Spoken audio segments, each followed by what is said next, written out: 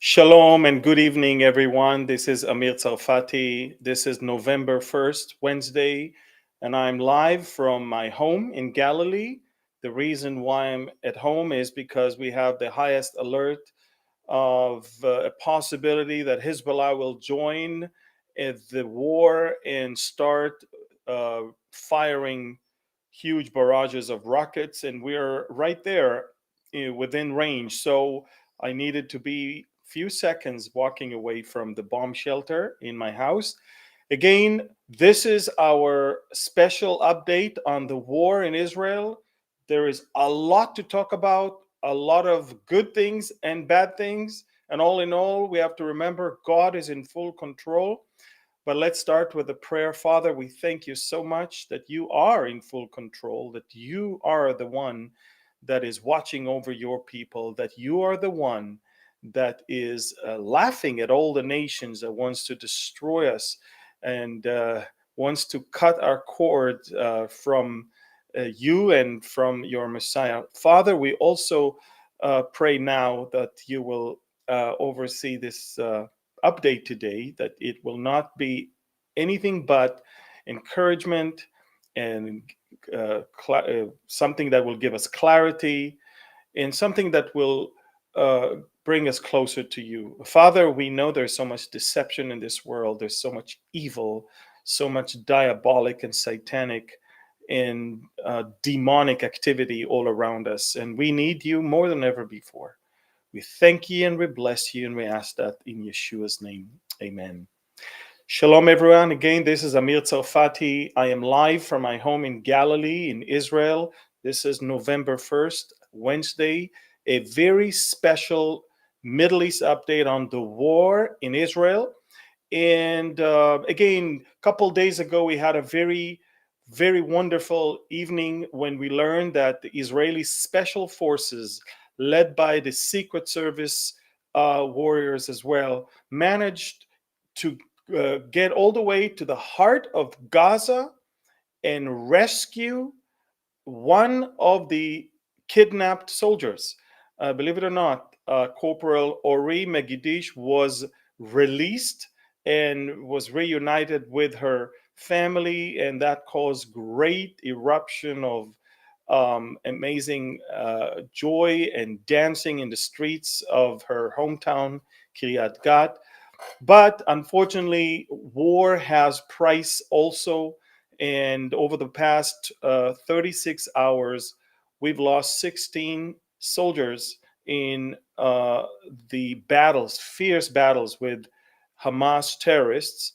In fact, 11 of them were killed in one RPG shot of a Hamas terrorist. We've got part of the video that shows how and shows you basically what we have to deal with. Um, Take a look. He's coming out of a tunnel, a pier of a tunnel, a shaft of a tunnel. He's putting the RPG aside and he is climbing, and then he is locating the IDF vehicle and he's shooting. As you can see, that's the vehicle that was attacked. Unfortunately, again, we've lost 11 soldiers of the Givati Brigade in that vicious attack. However, let me tell you, folks, we are advancing within Gaza. We have the ground maneuver officially on high gear, and Israel is right now making an effort to cut the Gaza Strip into two and to surround the city of Gaza, and more so, believe it or not, the main hospital of Gaza. And you're probably asking yourself, why? Well, for the longest time, it was clear to every Israeli that whenever Hamas is shooting rockets, the leaders of Hamas are running to find shelter and refuge in the tunnels underneath the main hospital, Shifa Hospital. We know that they have it, but we have confirmation now from our intelligence as well as from the latest interrogation of the terrorists we captured on October 7th. And so let me show you what the Shifa hospital looks like. And the compound itself, as you can see on the screen right now, I don't know if you can see it, but there is the compound, and it has the different parts of the hospital, but next to every department or every ward of the hospital, there's also a Hamas headquarter, a pier, a shaft, and a tunnel, and a place where they shoot rockets from, place where they run their operations from. In fact, the Israeli military prepared a video to show you what we have there. So take a look at the Shifa hospital. That's the hospital from outside. And under the ground, that's what you have: tunnels, more tunnels, and more tunnels. And of course, the control room. This is where the leaders of Hamas are right now. So Israel, we've warned them that they need to clear the hospital. They've got a few hours to clear the hospital, move south. We are getting there, and we're going to get those terrorists outside from those tunnels, and either by them surrendering or by us killing them. That's what you need to do. They are hiding not just behind civilians, but underneath hospital patients. And this is a crime against humanity. This is a violation of the Geneva Convention, speaking of that. So we are warning them. We know where they are. In fact, a lot of times when you're watching TV right now, you see that quite a lot of the northern part of Gaza is destroyed. Let me tell you why. I'll show you another diagram of what an innocent neighborhood looks like, but what we know that they have under the ground. Take a look at this one. This is the Jabalia area. And as you can see, it looks innocent, but what we have there, in between a mosque, a clinic on one side, and a school on the other, there is a whole compound that has shafts for tunnels where they hold rockets and terrorists. And this is exactly why we had to completely destroy everything and kill the terrorists within the tunnels underneath. And so you get to see photos like that of before and after. Take a look at that. And of course, we've warned the residents for weeks now to leave. So you see on the right-hand side, it's before, on the left is after. You see also another one on the right-hand side, before, on the left, it's after. One more, on the right-hand side is before, on the left, it's after. And in all those cases, folks, once again, before and after, we have destroyed in the last few days 11,000 terrorist targets within mostly just northern Gaza. They have invested billions in, not in their health or education, transportation, or welfare, in building gigantic terror infrastructure inside buildings and underneath them. Almost every other building is covering a shaft that leads to a system of 1,300 tunnels with the accumulated length of 500 kilometers, about 3,500 miles, and the depth is more than 250 feet. As you can see, there are several levels. And what you need to know is that they don't even hide that fact. In fact, let me show you an interview where the reporter is asking one of the Hamas leaders, "You've got 500 kilometers length of tunnels. Why don't you let the people find shelter in them?" Take a look at what he said. البعض يتساءل، وهذا سؤال رائج وشائع، يعني من قام بتشييد 500 كيلومتر من الأنفاق، لماذا لم يشيد مآوي يلجأ إليها المدنيون خلال القصف؟ نحن شيدنا الأنفاق لأنه لا نملك ما ندفع به عن أنفسنا من القتل والاستهداف Ourselves هذه means الأنفاق the من terrorists. أجل أن نحمي أنفسنا من الطائرات، نحمي It's مقاتلين for Hamas. من الأنفاق. أما القطاع غزة But فأنت تعلم والجميع يعلم بأنه 75% people are refugees. منه لاجئين، واللاجئين هو مسؤولية الأمم المتحدة في حمايتهم، It's responsibility مسؤولية of the United الاحتلال Nations. في أن يقدم كل See? تبعا لاتفاقية جنيف All الدولية right. أن يقدم لهم كل الخدمات. وهم Do you understand what he just said? All these tunnels we built is for us to hide. As far as the people of Gaza, they're refugees. They're the problem of the United Nations or Israel or other people. This is exactly what we have to deal with. And this is why Israel is warning everyone to leave, because we want to get to those people under the ground.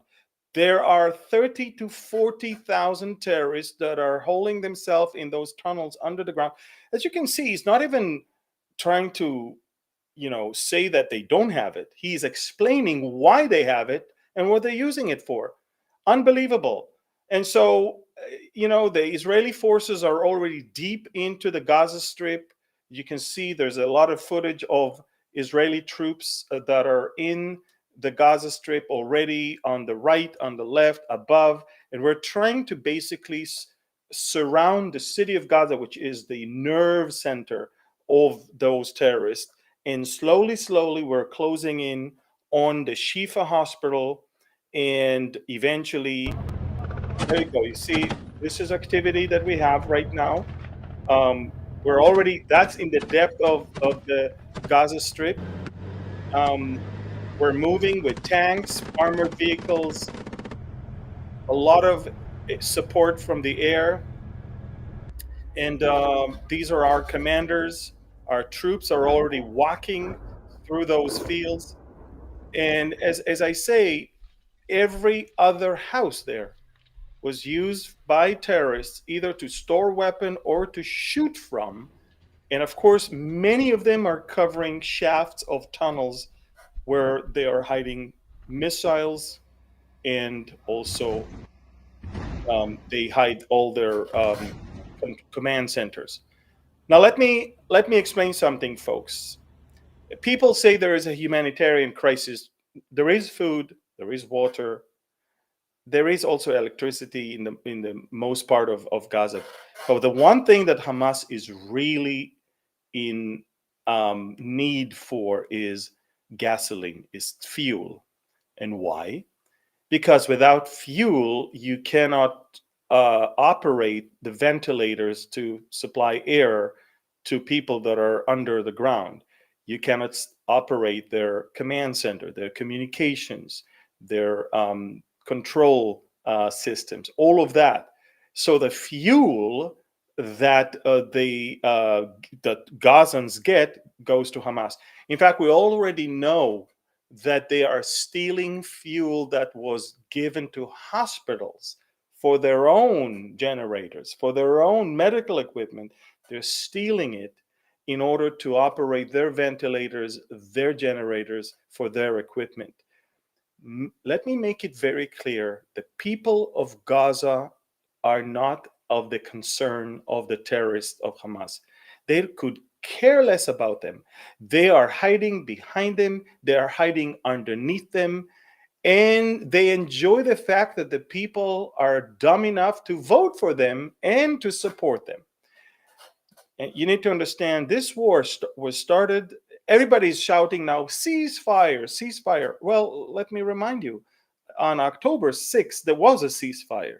Somebody broke that ceasefire October 7th in the morning and slaughtered so many people within a few hours. And now, when we pay back and get them, they want a ceasefire. That's not how it works. They committed crimes against humanity, and they need to. And that's the funny thing is, most of the world is now demonstrating for ceasefire and for peace, or from the sea, from the river to the sea.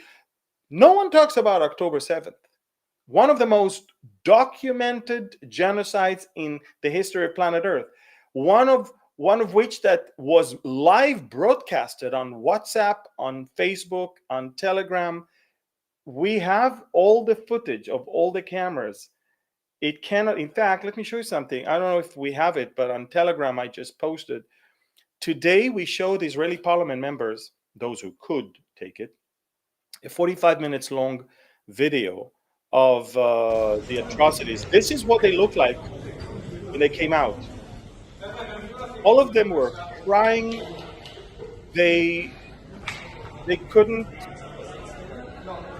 They needed psychological treatment after this. They could not believe what their eyes saw. 45 minutes of raw footage from the body cams of the terrorists themselves and what they did. It is unbelievable. In fact, we have also more and more and more testimonials that are coming now from search and rescue teams. One of them gave one of the most shocking testimony I've ever heard in my entire life of how they found, and maybe we can put it on the screen so you see what I'm talking about. I don't know if that's a video, but if it is a video, you'll see what he found. But if it's not a video, then I'll just tell you what he found. He found a baby in the cooking oven of in a house. The terrorists enter the house. They entered into the house. They took the father. They tied him with his hands behind to the chair. They took the baby from the hands of the mother, put the baby inside the kitchen oven, turn it all the way to the maximal temperature. And while the baby is being cooked, they raped the woman in front of her husband, and then they shot them both. And the baby, this search and rescue worker found the body of the baby not only burned but swollen completely inside the oven. Now, what type of animals do such thing? Forget about the fact that they killed a baby outside of his mother's womb, and then they shot her. They forget about the fact that they beheaded toddlers and babies and burned people alive like crazy. This is the first time in the history of Israel that in order to identify a terror victim, we need archaeologists. Archaeologists, because we're having a sack full of ashes where we collect a tooth and a piece of bone here. We have to identify stuff like that. And it's just a few weeks ago, and it's unbelievable. The morgue where stuff was coming to, they received bags. They sort things out like Lego, because they had pieces of bodies. They found the DNA of this hand that matches the DNA of this head, and so they have to put it right next to it because they have to bury the hand with the head. It was all because when they came, and the search and rescue came, and they picked up the pieces, it was just all around. Nazis is a compliment to call them. So I know that I'm a little bit out of focus. I'll try to be right now. Okay. Anyway, all right. I'm sorry. I'm at home. It's a home. Okay, maybe now it's working. Sorry. Anyway, let's move on. I mean, I'm a little bit too. It's too much for me. Let's move on to some more things. Okay, so I let me show you what we're trying to do. This is a map of the northern part of Gaza, just so you understand, and look at the different parts of the Israeli forces. They're already on one side, on the north, on the northwest, on the northeast, and also we're trying to cut Gaza into two. down in the south. And so what you see in the middle is the actual city of Gaza that we're targeting right now. And just so you know, when you come and see the footage and all these poor people and half of the things that we saw on the CCV, the cameras, CCTV, the closed circle camera, um, half of the atrocities were done by civilians, not just the terrorists. And I can also tell you that one of the reasons those civilians are entered alive, although Israeli soldiers saw them, we didn't shoot them because they were unarmed.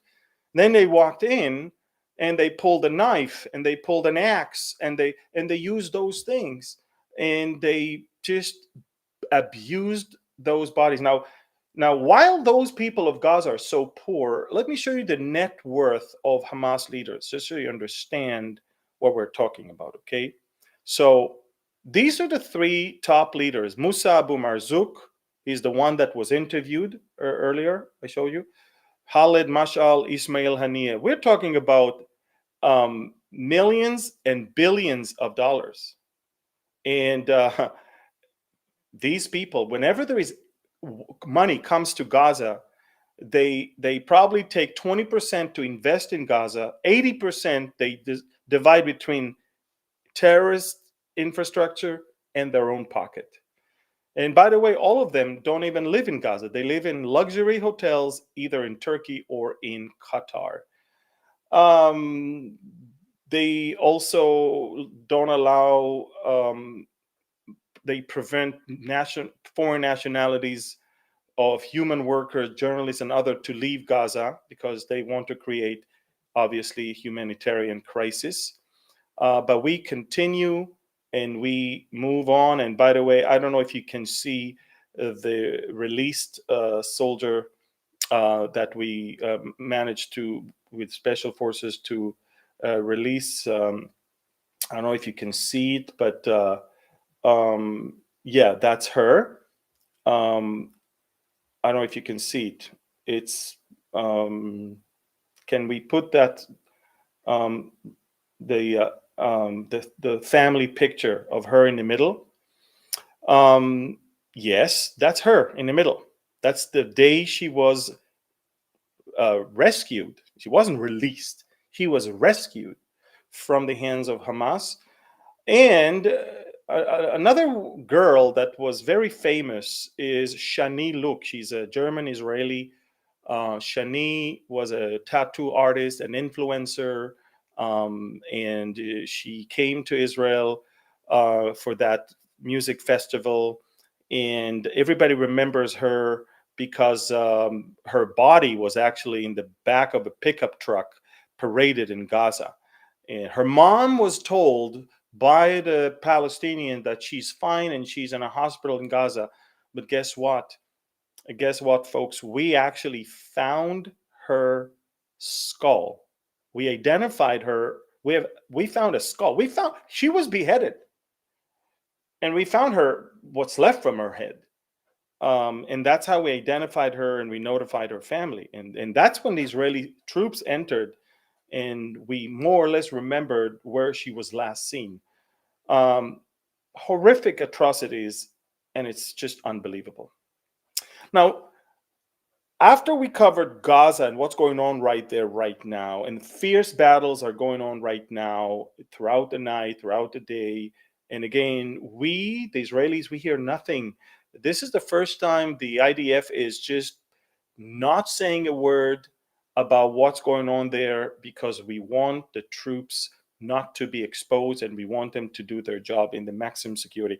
But I want you to know that around us, there are more countries, of course. Now, Egypt is finally opening a field hospital outside on their side of the Gaza Strip in Rafah.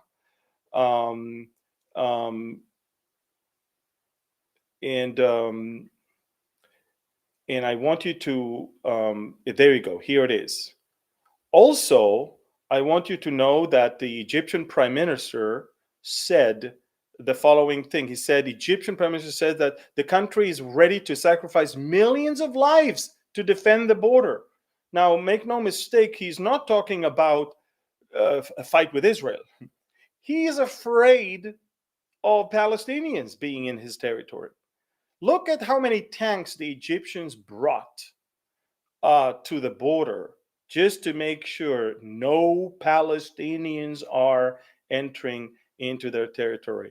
Isn't that interesting that during the Ukraine war, 16 countries, including Israel, opened their gates for Ukrainians, refugees? Well, since the Gaza war began, not a single Arab country opened its border for Palestinian refugees. Not even one. And that tells you the whole story. No one wants them. Because everybody understands this is a hornet nest. This is something that you don't want to deal with. It's terrorism, it's violence, it's sanctification of death. It's not what other countries want to have. Well, if Hamas was funded and trained by Iran, there's another proxy of Iran that, as of yesterday, declared war on Israel and began to shoot long-range missiles and drones. And I'm talking about the Houthis in Yemen.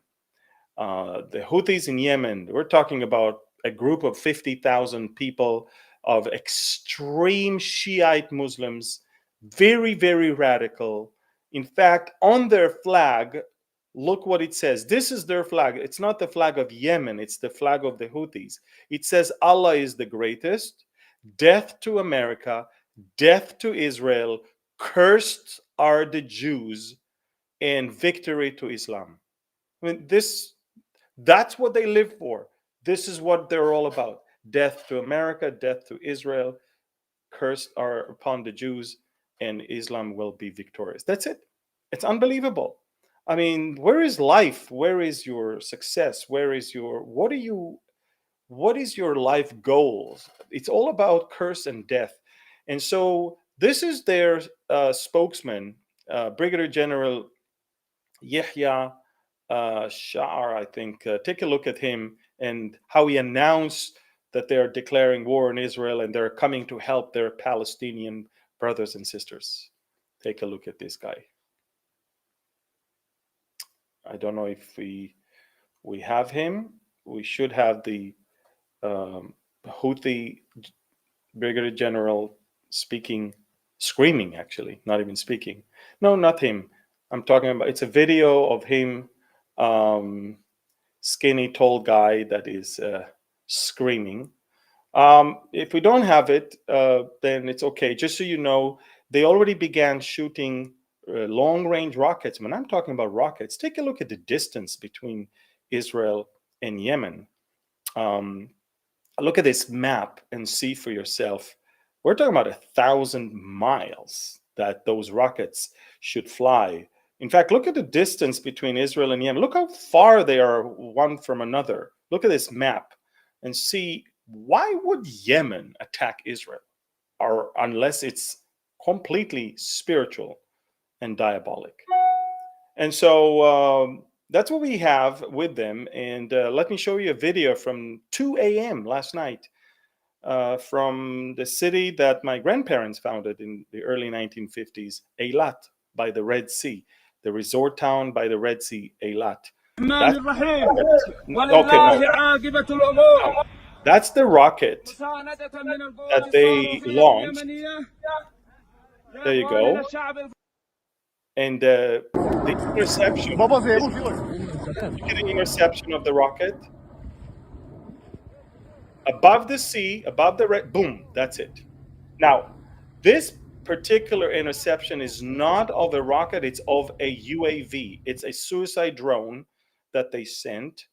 And what we do, we wait for it to arrive, and then we destroy it right above the Red Sea, away from Israel.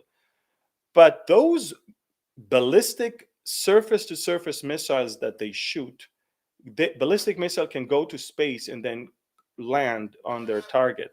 And Israel just developed the Arrow 3. It's the most sophisticated air defense system for such ballistic missiles. and we basically destroy the Yemenite missiles in space. This is the exact same system that Germany just purchased from Israel for billions of euros of dollars. So you know, it's very interesting because the Yemenites don't understand that they are supplying us a great operational experience for the weapons that we just produced. So, first time ever, the Arrow 3 was used in operation, in a military operation, in a war, was yesterday, and it was beautifully precise, and it destroyed in space the Yemenite surface to surface missile. So these are the Yemenites. They have thousands of rockets, thousands of drones, and they just promise to send them every day. Israel has deployed warships and on the Red Sea. I don't know if we have the video of the ship on the Red Sea, but again, everything I'm telling you, I already posted on Telegram for you to be able to see. But we deployed our one of our or several of our warships just in case it manages to penetrate one layer of defense. We can also defend it with another.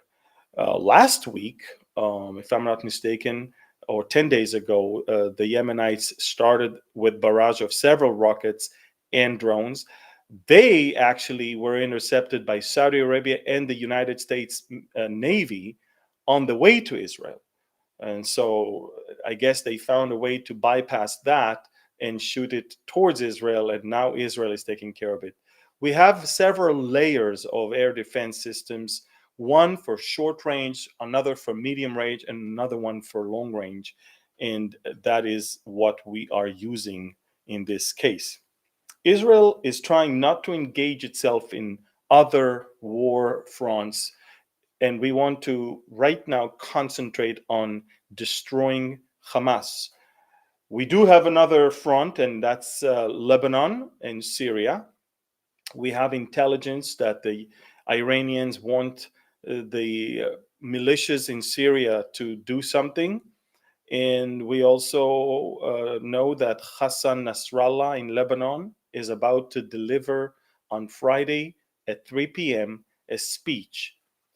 People estimate that in that speech he will declare also his entrance into the war. Make no mistake, ever since October 8th, Nasrallah began shooting anti-tank missiles and mortar shells and some rockets towards northern Israel. But he is doing that in the dose and the way and the location that is still not going to cause us to start an all-out war.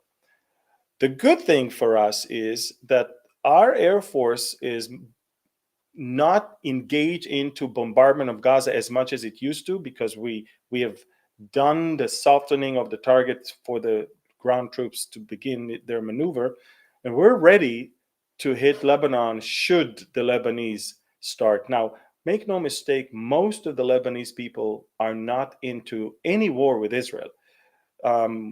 In fact, in polls that were made in Lebanon, 80% of the Lebanese don't want war. And even many of the Shiite Muslims there don't want any war. So if Hassan Nasrallah of Hezbollah will start a war, it's not because he has the Lebanese interest in his mind, but his patrons in Tehran, their interests. And that's going to be a very interesting thing. We're bracing for something big, but right now everybody's mocking him for not joining the party. I don't know if I told you that. I think I did, but Hezbollah and Iran, they're not happy with what Hamas did. Of course, all in all, they like the fact that Israelis were killed, and that's their dream. But they were banking on a reunification of all the fronts for a day of battle at once. I mean, that was the goal, the grand plan of Iran. They nurtured and prepared militias in Syria and Iraq, in Lebanon, in Yemen, and in Gaza, and within the West Bank. So within the same day, all of them are going to shoot rockets, penetrate on vehicles, take over hostages, take over villages, kill as many, kidnap as many, and paralyze Israel completely. Hamas jumped their gun and did not wait for the day of command. And this is exactly why Iran is letting Hamas shed its own blood. Iran, you have to understand something about the Iranians. A lot of people don't understand that. The Iranians are not Arabs, they're Persians. For them, if you call them Arabs, you're insulting them. And I'm talking about what Iranians told me. I'm not even talking about what I read or heard.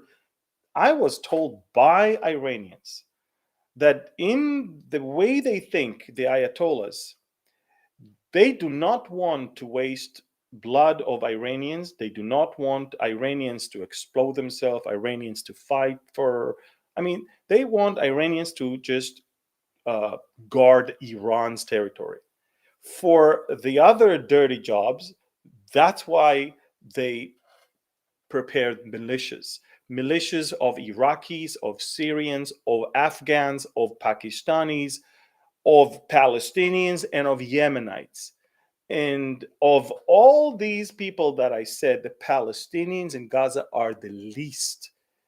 As far as Iran is concerned, Hamas Palestinians, it's like plastic cup. It's getting dirty. We can get another one and another one and another one. Do you understand that they can get rid of them? They can get rid of the Yemenites. They're discussed by Arabs. They only have a shared interest, and that's, of course, their diabolic ideology to destroy Israel. But Iran is interested in letting others die and not its own.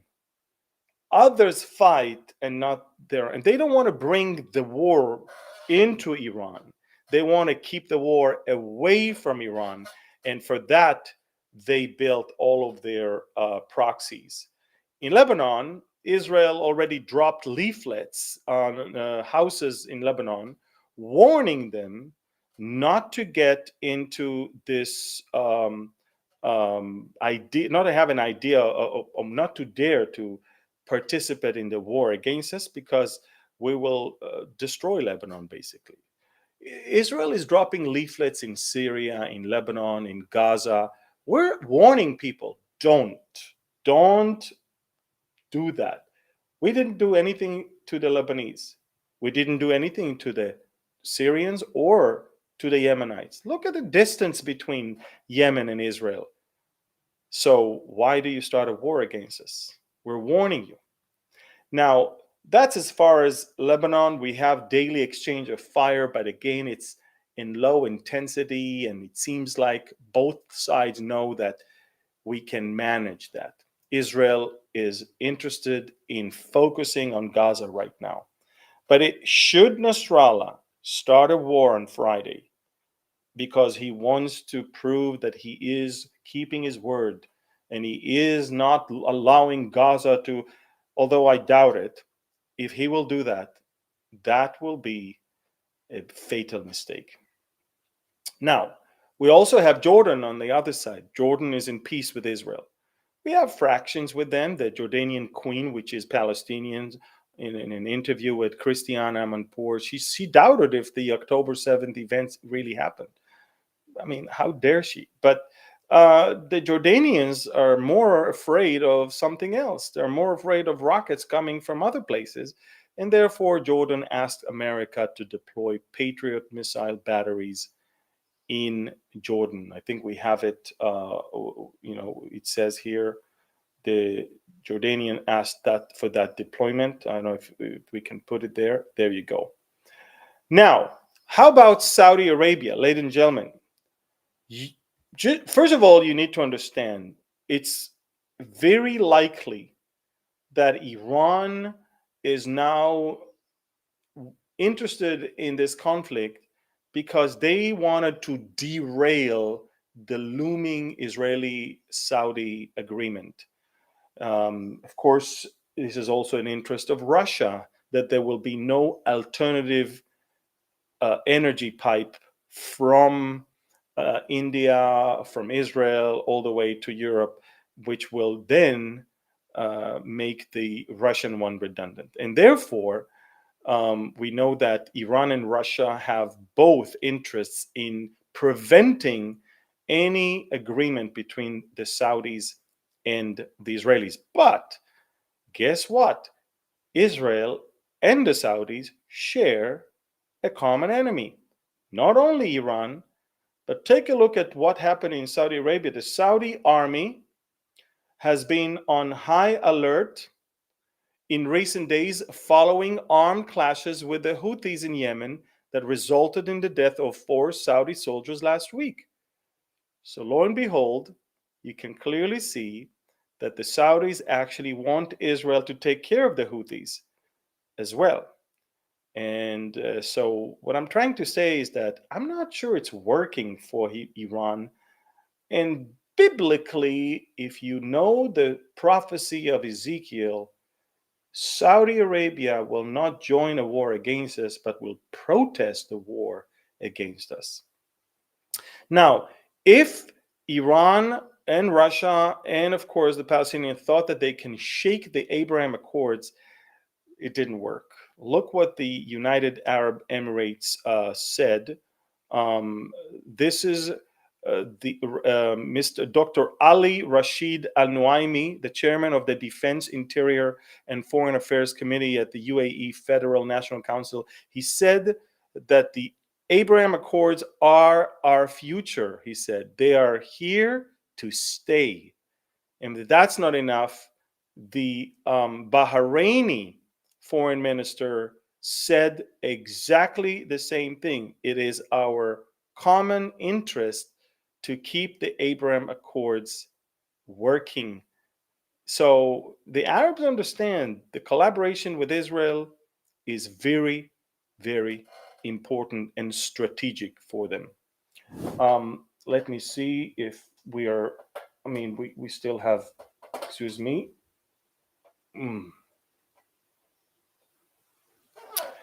This is not going to happen when I have Connect in a few months. Okay, now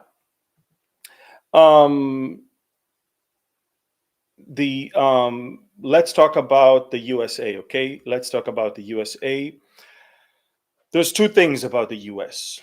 There is the US bases that are here in the Middle East, and they are being attacked not on a daily basis, almost on an hourly basis.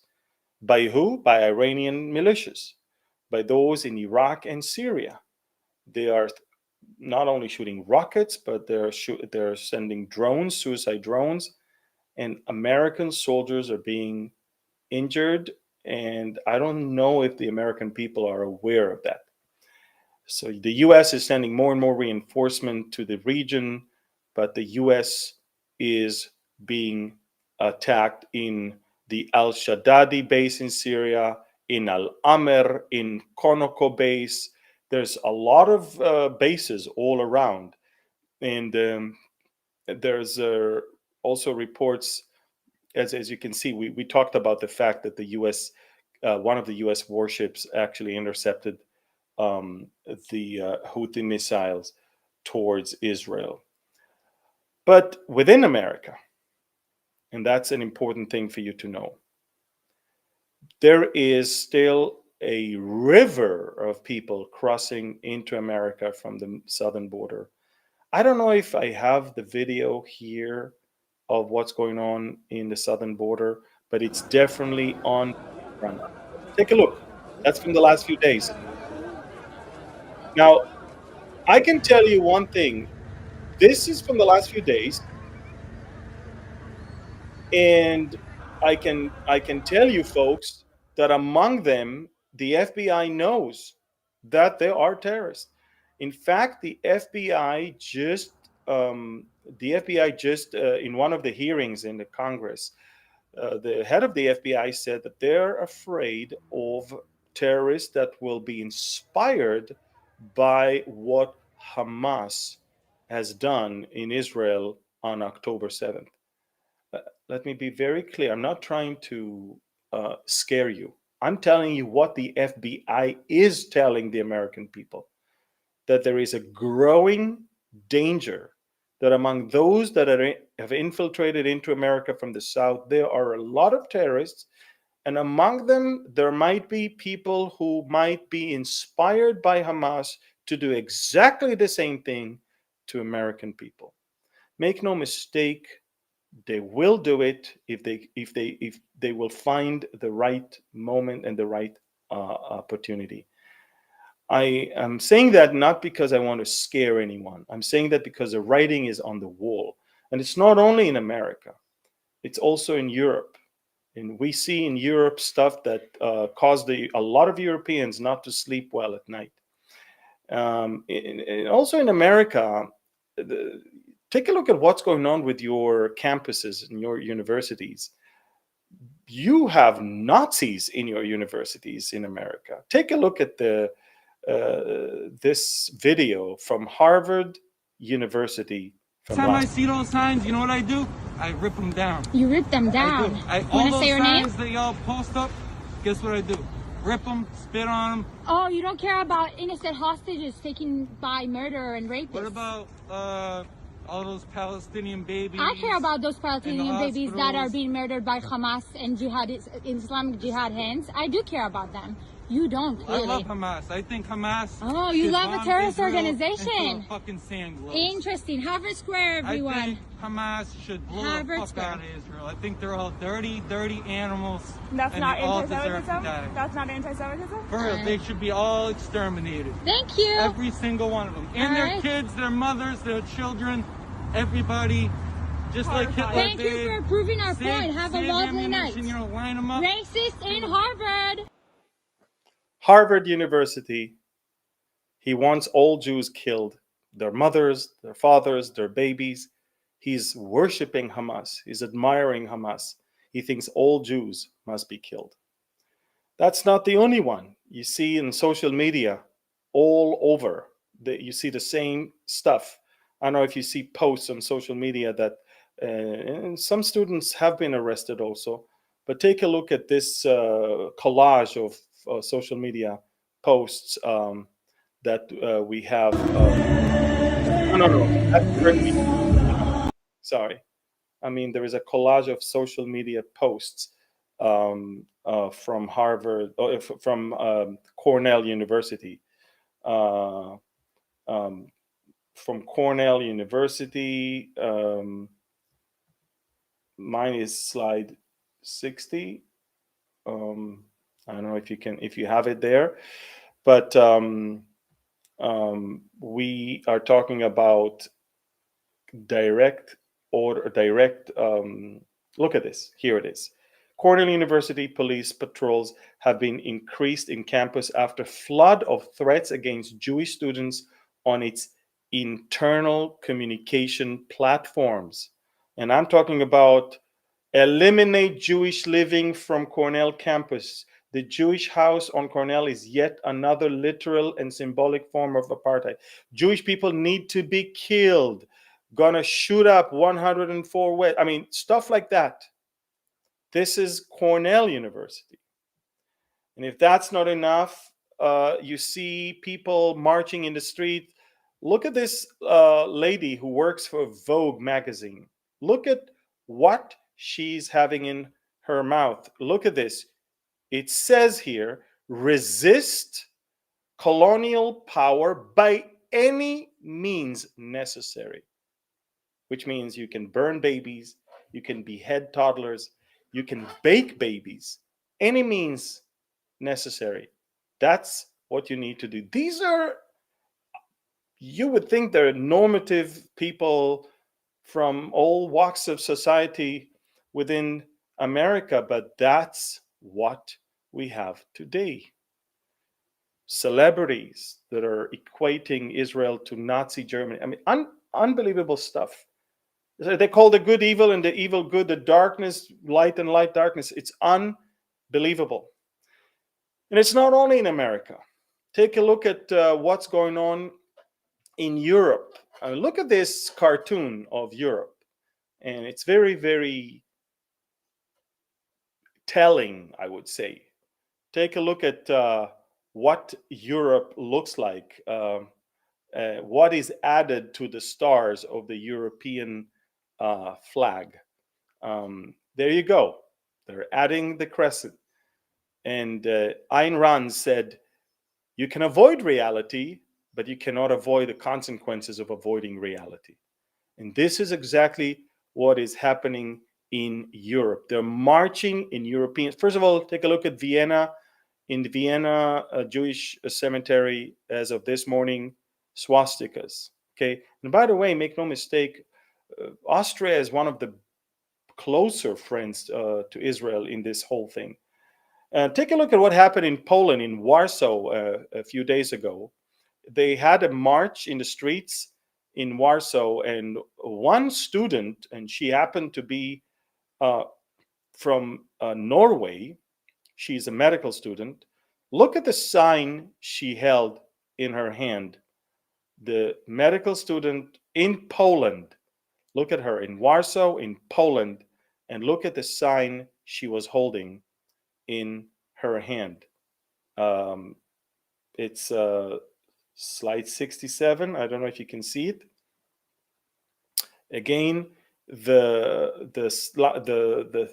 okay, that's one. That's not her, but that's another one. It's almost the same sign. This is Mehak Qureshi, a designer in London, and look what she said: please keep the world clean. And of course, Jews have to go to the garbage.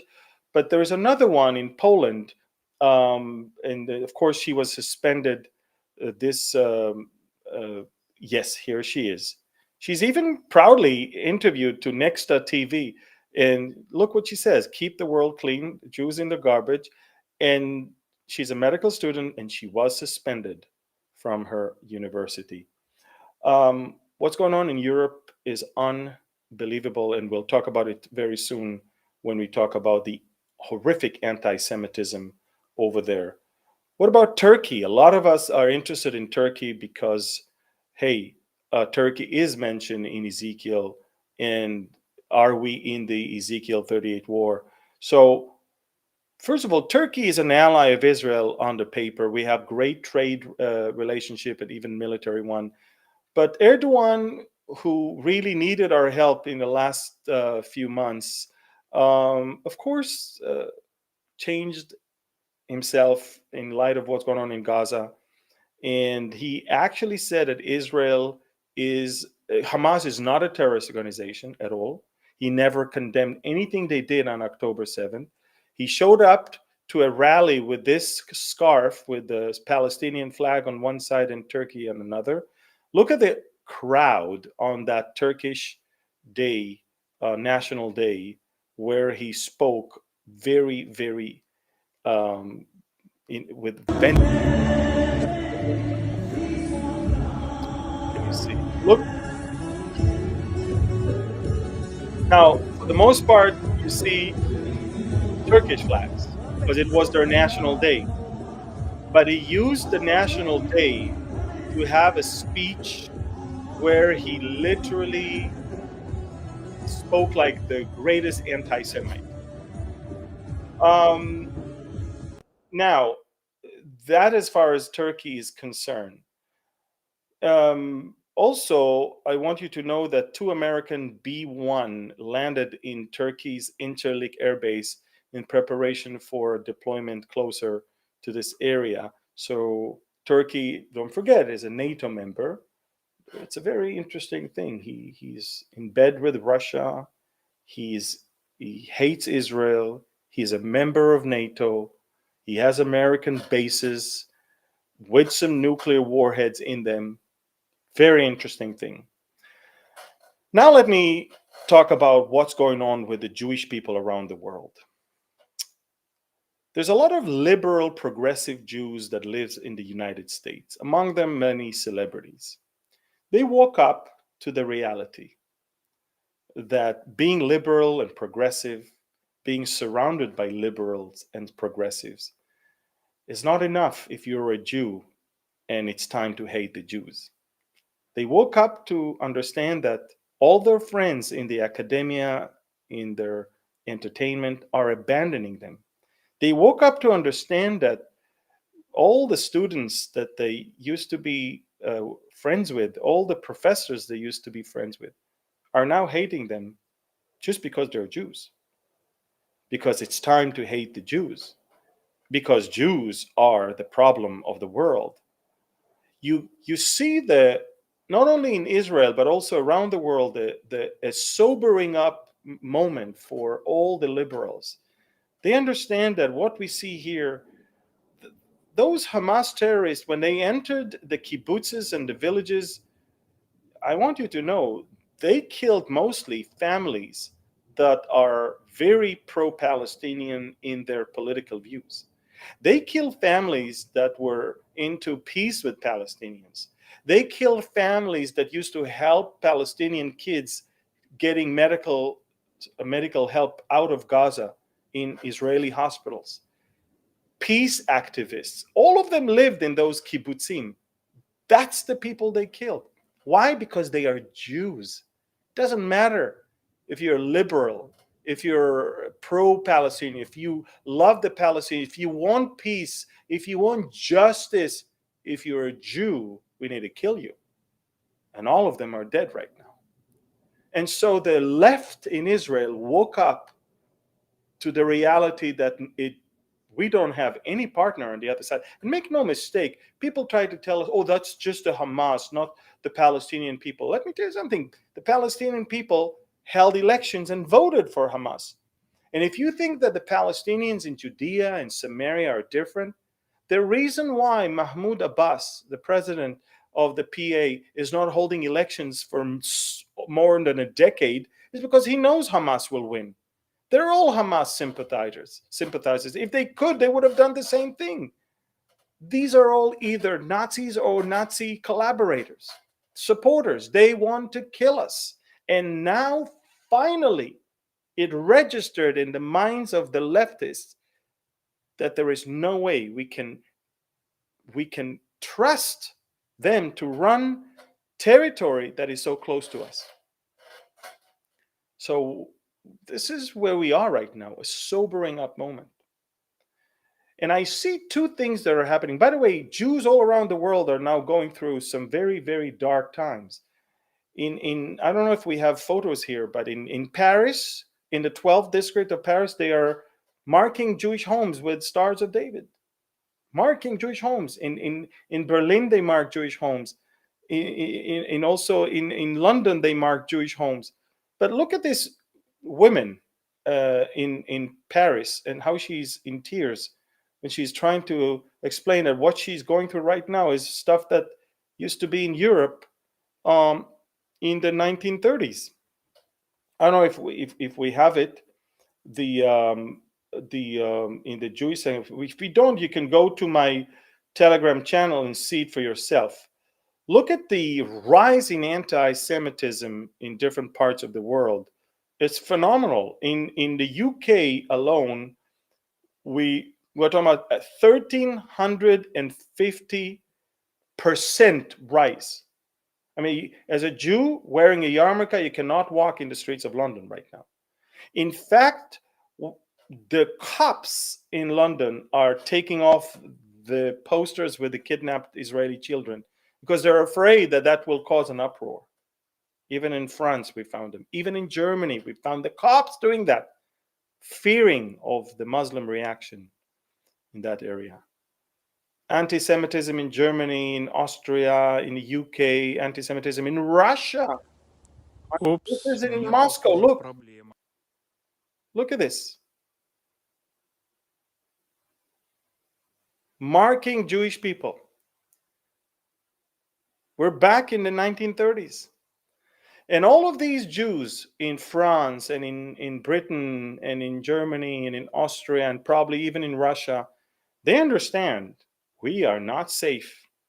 In fact, a few days ago in Dagestan, a republic in the southern part of Russia, in the northern part of the Caucasus, right by the Caspian Sea, a Telegram channel said to the incited Muslims there that a plane from Tel Aviv is about to land in Hachamkalan.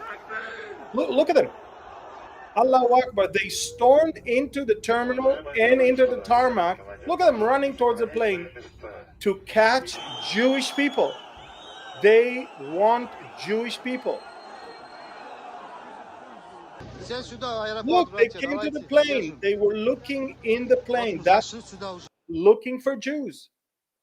And then the rumor was that the Jews are in a hotel. They went to a hotel called Flamingo. They searched room by room for Jewish people so they can lynch and kill them. The hotel was so, further, they didn't find any Jew. They were so scared that the owner put a sign, entrance is not allowed for Jews. Look, this is 2023, October of 2023. Now it's November. And it happened. They wanted Jews. They don't have a clue why. Let's kill them. Eventually, the 4 Israelis that were on that flight were airlifted in military helicopters to Moscow. It was a military operation to get them out of there. Crazy stuff. And is the world condemning? No. Is somebody saying anything? No. It's Jewish people. Let's kill them. Very cheap blood. We can do that. Unbelievable. See, this is a dark, demonic cloud that is all over the world right now. And standing by Israel right now takes a toll. There's a price that people need to pay. You're going to be attacked, ridiculed, maybe even violently attacked, certainly shamed on social media, because they brainwashed those people. And I see a lot of good Christians that suddenly are, oh, look what you're doing in Gaza. I said, what am I doing in Gaza? I'm telling the Gazans to leave because I'm about to get Nazi terrorists who just murdered, slaughtered, beheaded, and burned alive 1,400 people.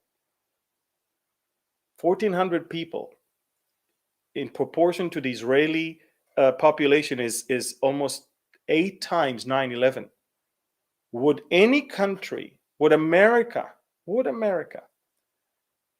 let go of 50,000 casualties?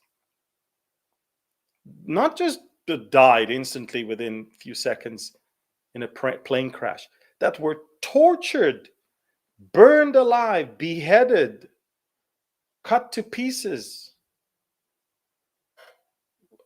We're not going to let go. We're going to get them. They started the war. We are going to finish it. And the Gazans are not suffering because of us. We have 240 abducted Israelis. Some of them are babies, toddlers, women, old people, Holocaust survivors, held in tunnels under the ground right now for the 4th week already. Nobody talks about it. Wait a minute. One day, somebody walks into my country, rapes, kills, behead, destroy, and kidnap 240 people. I'm supposed to do nothing? And yes, civilian population in Gaza is suffering, not because of us, because of their leadership. If their leadership will surrender, if the abducted people will be released, that wouldn't have happened. But it's happening because Hamas could care less about the people. And so if you need to point a finger at anyone, it's at Hamas. What country in the world would even let the civilians know that they need to leave their homes? Trust me, I know how World War II ended. I know exactly how the Nazis were destroyed. Nobody told the people of Dresden, hey, leave your homes. Dresden was destroyed. Nobody told the people of Hiroshima and Nagasaki, leave your home, we're about to do something. The bombs were dropped and the war ended. So with all the respect, the number of casualties among the Palestinians could have been 100 times more if we intended to kill civilians. But we're telling them to leave. We're showing them where to leave. We're allowing humanitarian aid to come through the Rafah crossing because we don't want to kill the uninvolved and civilians. But there are casualties because of Hamas. That's the address to the whole thing that is going on right now. And I will conclude. I'm not going to conclude because I'm going to just tell you this. I mean, it's very important that you understand this. It's diabolic by nature. It's demonic. It's satanic. And it's something that you cannot understand unless you put your spiritual glasses.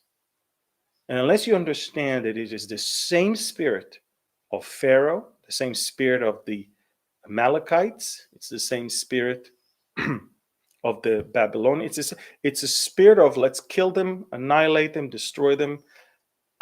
And this is why many times people, this is why many times people mistakenly think that Psalm 83 is what is going on right now. Psalm 83, let me make it very clear. Psalm 83 is two things. It's a spirit and it's also a description of a war. The spirit of let us kill them is the spirit of ever since we were there. It's the whole description. It goes back to the time we became a nation. But the description is of wars that already happened, because it mentions Egypt and it mentions Jordan and it doesn't mention Yemen. And so it doesn't mention Turkey or everything. So it fits to what we had in 1948, what we had in 1967.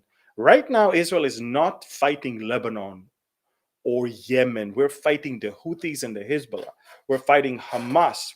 We're not fighting a country. We're fighting proxies of Iran. That's where we are. That's why that psalm is not what we see now. Not every time that Israel is attacked from around, this is it. You have to look at what the psalm is mentioning and then ask yourself, are these the exact things that are described in the psalm? And it's not. I believe that if anything, and I've said that before, we're getting closer and closer to the Ezekiel war, because we can clearly see that Israel and Russia are no longer friends. Israel and Turkey are no longer friends. Israel and Iran are definitely not friends.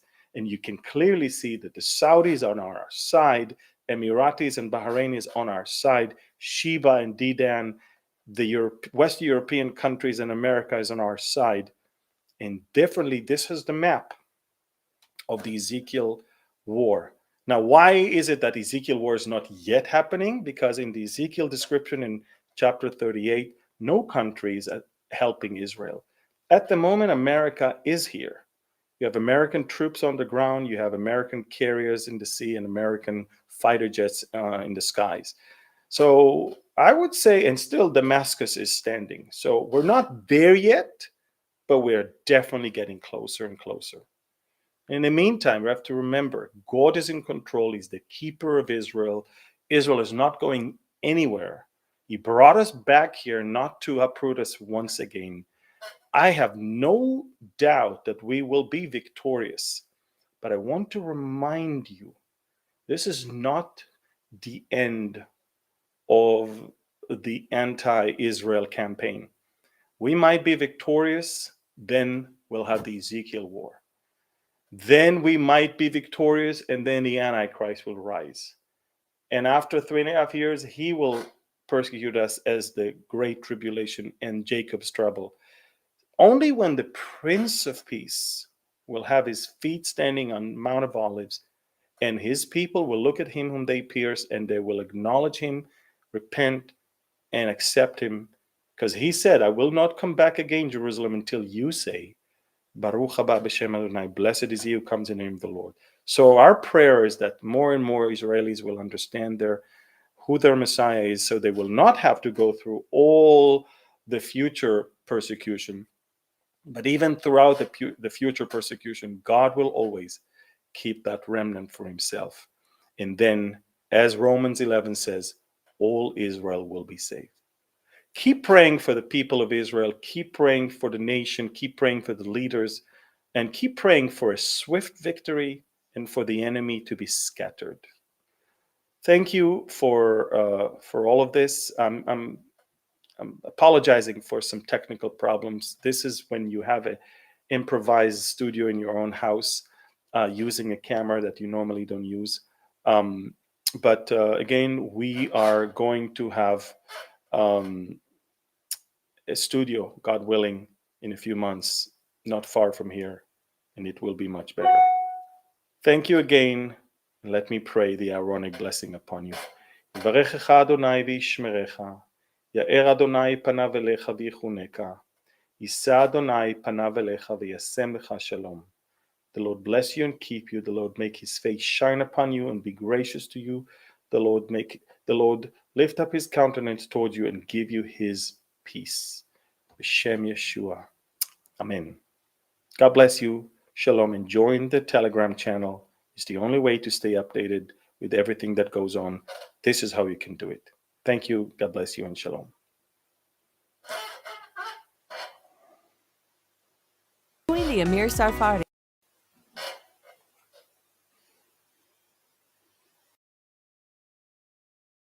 Join the Amir Tsarfati and Behold Israel channel on Telegram. Here you will receive daily updates and audio messages from Amir. You can also take part in our community and reply with comments. Getting started is easy. Simply download Telegram from the App Store, then visit the Behold Israel Telegram channel in your browser. From there, click Preview Channel, then click Join. That's it. See you on Telegram.